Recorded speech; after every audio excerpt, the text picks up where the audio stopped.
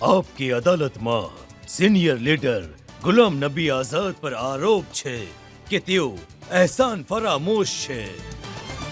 આઝાદ સાહેબ, કોંગ્રેસના લોકો આજે કહી રહ્યા છે કે 50 વર્ષમાં કોંગ્રેસે તમને શું નથી આપ્યું.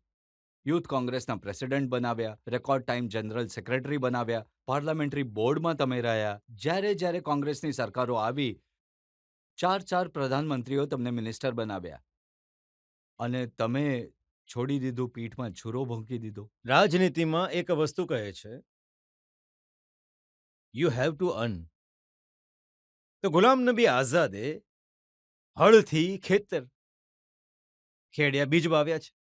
ગરમીમાં પણ, ઠંડીમાં પણ, બરફમાં પણ, જૂનના મહિનામાં પણ, જાન્યુઆરીના મહિનામાં પણ, અને ખેતી કરી છે. ગુલામ નબી આઝાદે 2 રોટલી ખાધી. દિલ્હીમાં બેઠેલા લોકોએ 10 રોટલી ખાધી, જે ખેતરમાં ગયા પણ નહીં. તો ગુલામ નબી આઝાદની એ ખેતીથી જેને વધારે ફાયદો થયો, એમનું તો બોલ્યા જ નહીં. તો આ રાહુલ ગાંધીજી આ કરીને જોશે ને, તો આ બધા સ્ટેટ આવશે, મોદીજી કશે દેખાશે પણ નહીં.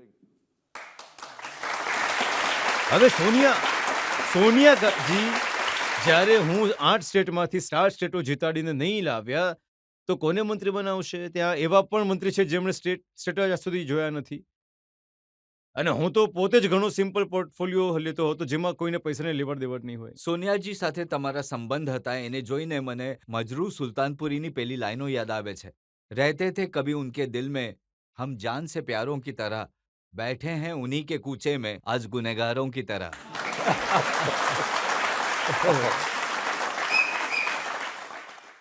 જુઓ, આ જે મારો આદર છે, રિસ્પેક્ટ છે, મારા હિસાબે એમને પણ હશે, એમને પણ પસ્તાવો હશે, મને પણ પસ્તાવો થાય છે.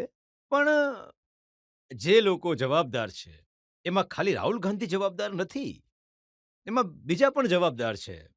મેં એમનો ઉલ્લેખ કર્યો છે કે કોણ ડૂબાડવામાં આવ્યા છે, તો મને જ કહ્યું કે તમે ખોટું બોલી રહ્યા છો, તો એ લોકો ઠીક છે. તો ડૂબાડવા માટે જે ગયા છે ત્યાં, એ ડૂબી રહ્યા છે, તો તમે ડૂબી ના, તો જાઓ. આટલું બધું થઈ રહ્યું હતું તો સોનિયાજીએ ઇન્ટરવ્યુ નહીં કર્યું? તમે નહીં, એ એમની કહેતા સાથે હતા, વાત નહીં હા, કરી? એ માનતા હતા ડૂબાડવા વાળા છે, અમને ખબર છે, પણ પાછા એમના પર જ ભરોસો કરતા હતા. મારી સામે એમના વિરુદ્ધ બોલતા હતા, એ ડૂબાડવા વાળાની, એ ડૂબાવી દેશે, પણ ભરોસો કરતા હતા, ઘણો વિશ્વાસ, તો પણ વાહન ડૂબી ગયું હતું. અને તમે જ જો ડૂબાડવા માંગતા હો, તો અમે કઈ રીતે બચાવી તમારા વાહનને બચાવી શકીએ છીએ? સર, અમે સાંભળ્યું છે કે ગાર્ડનિંગ તમારું મનપસંદ કામ છે અને તમે એમાં ઘણો સમય વિતાવો છો. મારા ગાર્ડનમાં, દિલ્હીના જ ગાર્ડનમાં લગભગ 30-35 પ્રકારના ફૂલ થાય છે, અને હેડ ગાર્ડનર હું પોતે છું. કોવિડમાં પણ હું નંબર 1 હતો, કોઈ કોમ્પિટિટર હતો જ નહીં. હવે ઘણા વર્ષોથી હું કોમ્પિટિશન નથી કરતો, કેમ કે બિચારો કોઈ બીજો જીતી જાય, નહીં તો હું જ જીતો રહીશ, તો એવું છે. તમે તમારા શોખ પૂરા કરવા માટે ઘણો સમય લગાડો છો, 8-8 કલાક ખુરપીઓ ચલાવો છો ગાર્ડનમાં. તો જો રાહુલજી વિદેશ જવાનો શોખ પૂરો કરે છે, એનાથી કેમ લોકોને પ્રોબ્લેમ થાય છે? નહીં. જુઓ, ઘણી સારી વાત કહી તમે. હું તો કહું છું કે પોતાના શોખ જિંદગીના જેટલા પણ છે, બીજા પણ શોખ છે. સારા માણસ છે, દરેક માણસના જેને શોખ નથી, એ બેકાર માણસ છે. એ શોખ કરો, પણ આને કેમ ડૂબાડી રહ્યા છો જેને શોખ નથી? જે વસ્તુનો શોખ નથી, આ તો એમનું એક મિશન છે, મોદીજીથી લડાઈ લડવી છે. તેઓ કહે છે તમે 7 વર્ષ સુધી એલઓપી તરીકે બરાબર નહીં લડ્યા, બધી લડાઈ એમને જ લડી. એવી લડાઈ કેમ લડી રહ્યા છે જેનાથી મોદી સાહેબ, બીજેપી વાળા સવારથી સાંજ આરતી ઉતારે એમની કે આ રહે? આ વાત તમે બરાબર પકડી છે. હવે આવું કહીશ તો પછી કહેશે કે આ આરએસએસ છે. હવે એ પણ કહેશે. તમને એ વસ્તુથી પણ પ્રોબ્લેમ છે કે જે નવા જમાનાની કેમ્પેન છે, જેમાં ફેસબુક છે, જેમાં ટ્વિટર છે, સોશિયલ મીડિયા છે, એના પર કેમ આટલું બધું ધ્યાન અપાય છે? હા, આ આજના જ મારા વિચાર નથી. 87-88ની વાત છે, જ્યારે હું જનરલ સેક્રેટરી હતો પાર્ટીનો. હું સેમ પેટ્રોલના ત્યારે જ ન જાણતો હતો. તો સાયન્સ અને ટેકનોલોજીમાં અમેરિકામાં કામ કરતા હતા. સારું કામ કરે છે. રાજીવ ગાંધીએ પોતાની પ્રાઇમ મિનિસ્ટર ઓફિસમાં બોલાવ્યા, હું ગયો અને કહ્યું કે આ સેમ પેટ્રોડા છે, એ અમેરિકામાં કામ કરે છે. તો એક નવી વસ્તુ તમને બતાવું. મેં કહ્યું બતાવો કોમ્પ્યુટર. મેં કહ્યું કોમ્પ્યુટર જોયું જ નહોતું, કોઈએ પણ નહોતું જોયું હિન્દુસ્તાનની અંદર. મારા કલીગ્સમાં પણ maybe I was the first one of to see that computer. તો કહ્યું આ કમ્પ્યુટર છે. મેં કહ્યું આનું શું કામ છે? તો કહ્યું આમાં બધાના નામ છે. તમે બધા કોંગ્રેસીઓના બ્લોક આ જે તમે ફરો છો પંજાબ ગામે ગામે જાઓ છો, ત્યાં ગામે ગામે જાઓ છો. કોઈ ગામ જવાની જરૂર નથી, રાજીવ ગાંધીએ કહ્યું. તમે અહીંયા કમ્પ્યુટરથી જ હવે બધું કરી શકો છો. તો મેં કહ્યું ધન્યવાદ. તો મેં એમને સેમ પેટ્રોડાને બિચારાને કહ્યું અમેરિકા જાઓ. અમારા પ્રાઇમ મિનિસ્ટરને ખરાબ નહીં કરો. હે? સારા એવા પ્રાઇમ મિનિસ્ટર છે. આ નાટકો બતાવીને તમે ખરાબ નહીં કરો. આ હિન્દુસ્તાન છે. આ અમેરિકા નથી કે જ્યાં અમેરિકન પ્રેસિડેન્ટ ઇલેક્શન લડે ટેલિવિઝન પર. અહીંયા ગામે ગામે જવું પડે છે, ઘરે ઘરે જવું પડે છે, ચા પીવી પડે છે, હવે ખાટલામાં જમાનો બેસવું પડે બદલાઈ છે. ગયો આઝાદ સર. તમે કંઈક જૂના જમાનાના માણસ નહીં છો. નહીં નહીં નહીં એ જ જમાનો છે. મોદીજી જૂના જમાનાના માણસ છે, રાજ ચલાવી રહ્યા છે. આ નવા જમાનાના માણસો જે 40 સીટો લે છે. માત્ર તમારે આ સમજવાનું છે કે તમે અમેરિકાના સિટીઝન છો કે હિન્દુસ્તાન સિટીઝન છો. હિન્દુસ્તાની સિટીઝન છો તો હિન્દુસ્તાનના હિસાબથી ચાલો તમે. જનતામાંથી કોઈ લોકો સવાલ પૂછવા માંગે છે? રાહુલજી અને પ્રિયંકાજીને તમે બાળપણથી જોયા છે, તો બંનેમાંથી તમારા હિસાબથી કોણ નેચરલ લીડર છે? આ મારું કામ નથી. મેં તો બાળકોની જેમ એમને જોયા છે. અચ્છા. અને પ્રિયંકાને તો હું દીકરી જેવી માનું છું અને દીકરી જ કહું છું. એટલે મેં ક્યારેય એમના વિરુદ્ધ એક શબ્દ પણ નથી કહ્યો.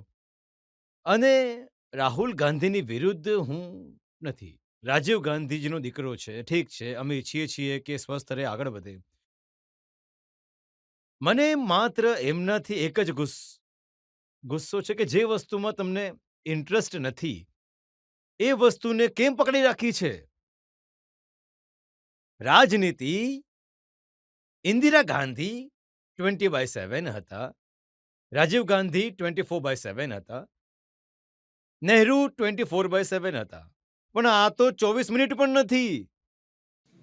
અને મોદીજી 26/7 છે. 2 કલાક એ બીજી કસે લાવે છે.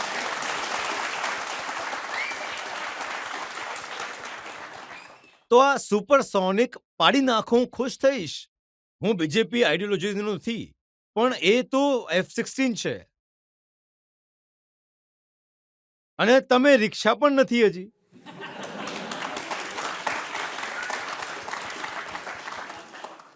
તો જે તમારા વશનું નથી એને છોડી દો. કોઈ જેના વશનું છે એને આપી દો. પણ ચલાવવું પણ પોતે જ છે અને હિંમત પણ નથી. આ લાલચ જે હોય છે એ ખરાબ છે. તો રાહુલજીને મારી વિનંતી છે, ભગવાન એમને લાંબુ આયુષ્ય આપે, સ્વાસ્થ્ય આપે, પણ આ તમારા વશનું નથી.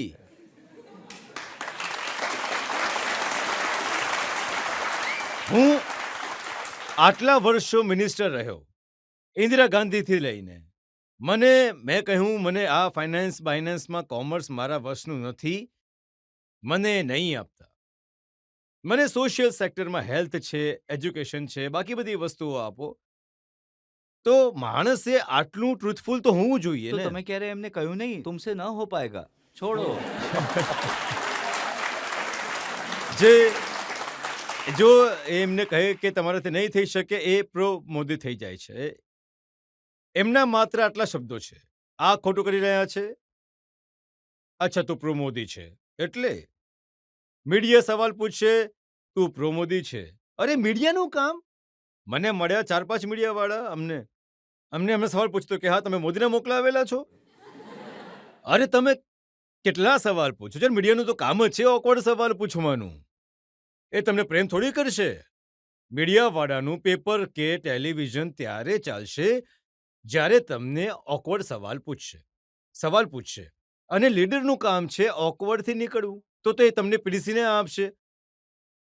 હું આ સવાલ પૂછીશ, આ જવાબ આપો, એ નહીં ચાલે. 1-2 વાર ચાલ્યું હવે રોજ તો નહીં ચાલે. રોજ તો પોતાના વિવેકથી, પોતાની બુદ્ધિથી જવાબ આપવા પડશે. એ મીડિયાને પણ ઈચ્છે છે કે એમની ચોઈસનું હોય, અને કોઈ એક ઇન્કન્વિનિયન્ટ સવાલો પૂછ્યો તો એ મોદીનો માણસ છે. તો મોદીજી જાણે કે ભગવાન બની ગયા. અરે મોદીજી પોતાનું કામ કરે છે તે મેં નથી છેડતા.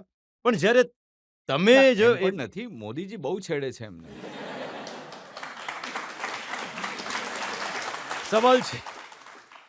સવાલ છે આ 24 કલાક એ એક તક લેશે ને તો